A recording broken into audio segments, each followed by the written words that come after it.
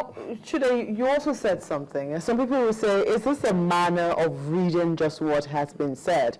I know that, the group of protesters and indeed Nigerians whom they were representing there are intellectuals. We understand language even beyond surface meaning. One of the things you did say earlier was that the government was asking us to join them. And so maybe that would explain why they appeared in red, trying to join the protesters, that we were you on this one. Do you think that it was a manner of saying just a particular statement? It wasn't a manner of saying, it was what was said. What was said was that the protesters should direct their protest to the terrorists. That I, as a citizen of Nigeria, who presumably, there were over 50% of the country voted for President Goodluck Jonathan, and he's saying to those people who voted him to protect them against Boko Haram, that they should take their protests to Boko Haram. It's ridiculous. It's not the manner in which it was said. There is no way, even if they had said it to the tune of Sound of Music, it will not change the ridiculousness of the demand and the disdain that it shows. Because these people who are coming out to protest are not idiots, like you said, they are intellectual people. And they're saying that, like I mentioned, one, there is no physical evidence of action. The information center you promised is non-functional. The people of Chibok say you have not visited or increased security in that area. They are bringing together vigilantes, the people who are protecting, if you go into Chibok, according to report by Chika Odwa and CNN and others, people who are protecting Chibok are vigilantes and citizen-led efforts. We are also saying that since then up until now, there has been no spirited active engagement to get citizens involved in whatever efforts are being done. What would you have done differently if you were in charge? The same things I've said. One, the Fresh Information Center, for which citizens should get information about the ongoing efforts of the presidency. What kind of information are we likely to get? Because, I'm trying to break this down because we're all on the same page, making sure we see our children, our girls back. And I recall once we've had statements like, I know where they are, we're closing in, and nothing has happened. And for some, they say, statements like that compromise or jeopardize security. So you're asking, what would I want to hear? Yeah. One, what is the state of progress of the efforts? It doesn't have to be specific. Nobody's asking for war plans. Where are we? How closer are we to getting these girls out? Whatever information you can provide, that is one. Two, how can citizens get involved, either in terms of communication, either in terms of citizen-led action against terrorism in their communities, etc., in a structured, organized manner? Those two things, for a start, we don't have. Okay. Well, let me just say this. I mean, in Borno, I know that there's lots of reports are out there about this, but the thing is, it's not just the vigilantes that are providing security. There are military men who have actually died in the course of this over there. So they are present. Maybe they need to do more, as you suggest. Well, first and foremost, I have no problems, and protesters have said this, with the military men who are sacrificing their lives to fight this. In fact, they are heroes for still sacrificing their life after the corruption that is happening with defense spending. So my quarrel, or the quarrel of protesters, is not with those people.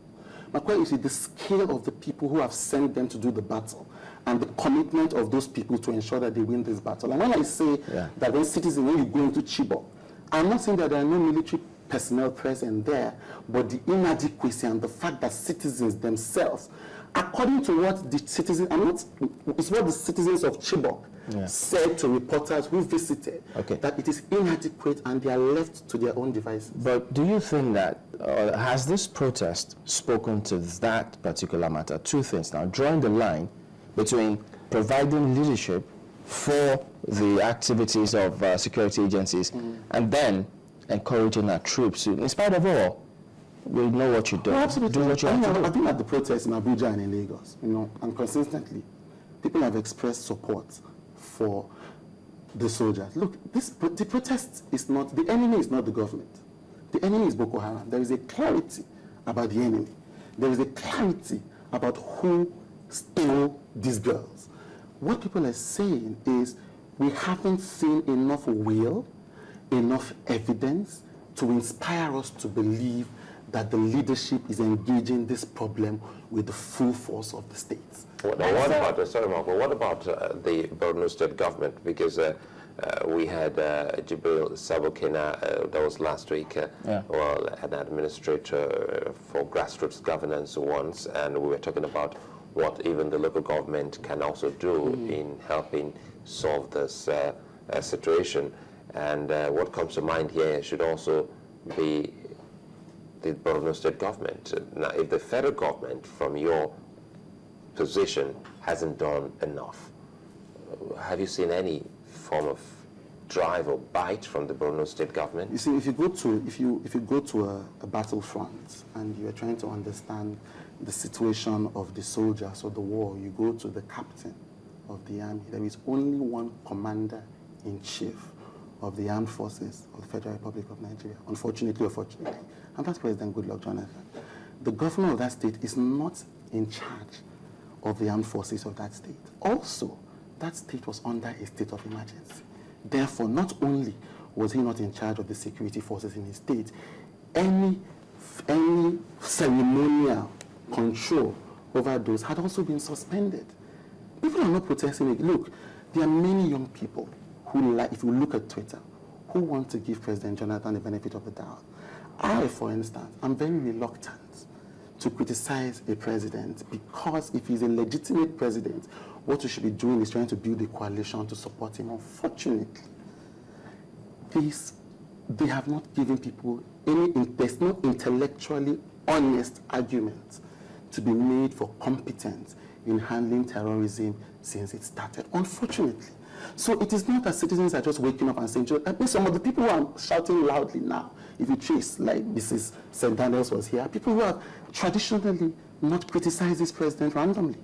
So the point is that this is the whole essence of a presidential democracy, that there is a commander-in-chief and a clear chief executive. There is no division like in a parliamentary democracy between the prime minister and the premier or whatever. There is only one chief executive, and he's the one to hold responsible. Did the protesters take that into cognizance when they stopped at the Borno State governor's lodge in Abuja? Oh yes, first and foremost, the Borno State governor, I mean, if you want to talk about him as a governor, there are some pretty dodgy things that he has said. One of the things he has said is that he knows information about Boko Haram. And if he says something, heads are going to roll, which I find a pretty ridiculous statement. If you have any information about Boko Haram, you should be talking to the police, or you should be giving that information to the president. There's no need coming out to say you have information, but you will not say, so it's a ridiculous state of affairs. But the protesters did this. I think Dr. Obiagile led the protest to the Borno State governor, and she made him know that citizens in his own state are not satisfied that he has done enough to console them or to rally them together. So that statement was made. Unfortunately, talking to him, he's not the one that France and the US is talking to go into Chibok or the Sambisa area. It's the chief executive. So if you really want to, if I really am focused on outcomes, not just criticizing government officials, there's only one person to talk to, and that's the commander-in-chief. There's something you said here that just really struck me, which is the fact that you say that we have a common enemy. The enemy is clear. What is Boko Haram? That's clear. Something also Mrs. Obi basically said that what we're looking for here is not a divisive or factitious, I think that was the word she used, fight against the common enemy, that we're with you on this one. But the question is, it would seem that we're not exactly with the government because we're dissatisfied with the response so far. So how do we now show that unity? That is why they went to the president. It's simple. We're saying, look, we don't feel like we are one with you in this battle. Can you now give us something to hold on to so that we can feel? Look, like I say, it is the responsibility of a leader to lead. And so that explains the last words you made about a missed opportunity. Yes, it was the government came, even though it pretended to be one with the protesters, came ready to make a point. That look, it's not our fault. Look, this thing happens in Iraq. You guys think it was genuine? I'm not talking about the genuineness. I'm talking about the substance. So, the genuineness of the coming, but genuineness of the being one with the protesters. If you're saying that the protesters are amiss by protesting to you, you are saying that they are not one with you. It's simple. You're saying the protesters are amiss, that they should not be coming to the villa.